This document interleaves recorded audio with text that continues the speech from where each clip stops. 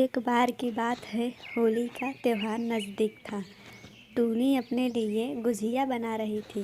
तभी उसकी सहेली वहाँ पर आती है और कहती है, और बहन क्या बना रही हो? कुछ नहीं दीदी, बस कल होली है ना। कल तो मैं होली खेलूंगी तो गुजिया कैसे बनाऊंगी, इसीलिए मैंने सोचा आज ही बना लेती हूँ। अच्छा बहन, जरा मुझे भी चखने के लिए तो दो, देखूं इसका स्वाद कैसा है। रानू गुजिया खाती है और बोलती है, वाह दीदी वाह, ये तो बहुत स्वादिष्ट है। ठीक है, जाते वक्त अपने बच्चों के लिए भी ले जाना। टूनी रानू को एक थैले में गुजिया दे देती है। रानू वो थैला लेकर वहाँ से चली जाती है। टूनी जल्दी जल्दी अपना गुजिया बना लेती है और अगली सुबह टूनी और रंगू ने बहुत सारे गुब्बारों में रंग भर लिया था। रंगा बोलता है, हमने इतने सारे गुब्बारे में रंग भर लिया है, लेकिन मारेंगे किसे? अपने दोस्तों को और किसे? टूनी बहुत ही नटखट और शरारती थी। टूनी का दोस्त पिंटू रंगों से बचने के लिए अपने चेहरों पर क्रीम लगा रहा था। तभी वहाँ टूनी और रंगू आ जाते हैं और टूनी गुब्बारा फेंक के पिंटू को मारती है। ये गुब्बारा किसने मारा? वो तो ये तुम दोनों ने किया है। क्रीम लगाने से पहले कि कलर लग गया। अब मेरे चेहरे का क्या होगा?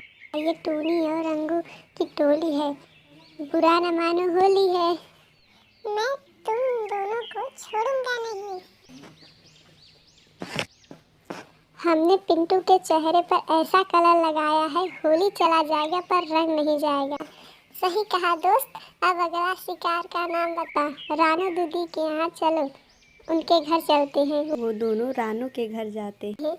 अरे दोस्त, रानू दीदी तो घर में है, तू छत पर कहाँ जा रहा था? अरे दोस्त, ऊपर वाला जब भी देता है छप्पर फाड़ के देता है। वो दोनों छत पर जाते हैं और टूनी रानू के पानी की टंकी में रंग डाल देती है। रानू गाती हुई अपने नल के पास जाती है और मुंह धुलती है। ला ला ला, खून खून, मम्मी भूत। रानू को देखकर टूनी और रंगू हंसने लगती है। तुम दोनों ने मेरा मुंह लाल किया, मैं तुम दोनों को कैसे नहलाता हूँ? रानू उन दोनों को दौड़ाने लगती है। तभी रंगू उन्हें गुब्बारा मार देता है और रानू दीदी वहीं गिर जाती हैं और वो दोनों वहाँ से चले जाते हैं। तुमने देखा रानू दीदी का चेहरा कलर से कैसे लाल हो गया था? वो भी कलर से नहीं, गुस्से से लाल हो गया था। वो दोनों कालू के घर जाते हैं। कालू उन दोनों को देख के भागने लगता है। तभी रंगू बोलता है, टूनी वो तो भाग रहा है। कोई बात नहीं दोस्त, वो मुझसे तो बच सकता है पर मेरी पिचकारी से नहीं। तभी टूनी अपने पिचकारी से कालू के ऊपर रंग डाल देती है। रंगू बोलता है, दोस्त अपना दूसरा शस्त्र निकाल। टूनी गुब्बारा निकालती है और कालू को मार देती है। कालू गिर जाता है। वो दोनों उसके पास जाते हैं और बोलते हैं, हमारे गुब्बारों से बचना मुश्किल ही नहीं, नामुमकिन है। नहीं नहीं, मुझे कलर मत लगाओ, उसके बदले मैं तुम्हें बताऊंगा कि और सभी कहाँ हैं। वो दोनों कौवे के झांसे में आ जाते हैं और उसके साथ चले जाते हैं। वहीं पर पिंटू और रानू छुपे रहते हैं। पिंटू टूनी को एक गुब्बारा खींच के मारता है। कौन है? किसने मारा? अरे यहाँ पर बच्चे बहुत है ना, उन्होंने मारा होगा। वो सभी फिर चलने लगते हैं। तभी रानू उन्हें फिर एक गुब्बारा खींच के मारती है और फिर से रंगू बोलता है, टूनी कोई तो है जो हमें मार रहा है। तभी सभी लोग सामने आ जाते हैं और बोलते हैं, बुरा न मानो होली है, हम सभी टोली हैं। सभी लोग गुब्बारे से टूनी और रंगा को भी मारने लगते हैं। फिर वो दोनों भी उन सभी को मारने लगते हैं।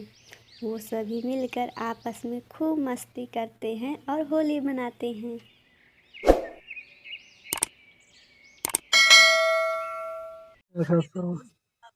ये कहानी है पिंटू की, जो एक फैक्ट्री में काम किया करता था। लेकिन कुछ दिनों पहले ही वो फैक्ट्री बंद पड़ गई और वो बेरोजगार हो गया। पिंटू की पत्नी बहुत पहले ही गुजर गई थी। पिंटू की एक 10 साल की बेटी भी थी। एक तो वैसे ही घर का खर्चा बड़ी मुश्किलों से चलता था, ऊपर से पिंटू की नौकरी भी चली गई। उसने नौकरी जाने की बात अपनी बेटी से नहीं बताई। रोज की तरह पिंटू घर से नौकरी की तलाश में निकल जाता है, लेकिन नौकरी नहीं मिलती। वो थका हारा घर की तरफ लौट आता है। रानो और वो रानो की बेटी पापा आप आ गए फैक्ट्री से, पर आज भी मैं तेरे लिए रंग और पिचकारी लाना भूल गया। कोई बात नहीं पापा, कल ले आना। फैक्ट्री के बॉस ने बोला है होली पे सबको बोनस मिलेगा। जब बोनस मिलेगा मैं उन पैसों से तुम्हारे लिए पिचकारी और बहुत सारी मिठाइयाँ लेके आऊँगा। रानो को मालूम चल गया था कि फैक्ट्री बंद होने के कारण उसके पिता के पास कोई काम धंधा नहीं। अब वो किसी के दुकान में झाड़ू लगाते या बोझा ढोते, जैसे तैसे करके घर का खर्चा चला लेते। कभी कभी तो कोई काम भी नहीं मिलता, जिसके कारण घर खाली हाथ आना पड़ता था। एक दिन पिंटू काम की तलाश में बाजार की तरफ जा रहा था। देखते देखते होली भी नज़दीक आ गई। कल होली है और मुझे अपनी बेटी के लिए रंग और पिचकारी भी लेनी है। पिंटू रास्ते से जा रहा था, तभी उसे रास्ते में एक रंग का दुकान दिखाई देता है। वह जाता है और सोचता है शायद यहाँ मुझे कोई काम मिल जाए जिसके बदले में मैं रंग ले लूँगा। पिंटू बोलता है मालिक मुझे काम मिलेगा, कोई काम नहीं है, मैं कोई भी काम कर लूँगा। मालिक झाड़ू लगा दूँ या साफ सफाई कर दूँ दुकान की, एक बार में सुनाई नहीं देता क्या कोई काम नहीं है? मालिक मैं बहुत गरीब हूँ, मेरे पास कोई काम धंधा भी नहीं है। कल होली है, लेकिन मुझे मेरी बेटी के लिए रंग और पिचकारी लेनी है। आप मुझे मेरे काम के पैसे के बदले रंग और पिचकारी दे देना। शकल से तुम तो चोर दिखते हो, काम के बदले कहीं चोरी करना का इरादा तो नहीं है? नहीं नहीं, बिल्कुल नहीं। आप मुझे एक बार काम देकर तो देखो, मैं बहुत ईमानदारी से काम करूँगा। ऐसे नहीं मानेगा तू। अरे कोई है यहाँ? भाग यहाँ से, बेकार में मेरा और मेरे ग्राहकों का टाइम बेकार कर रहा है।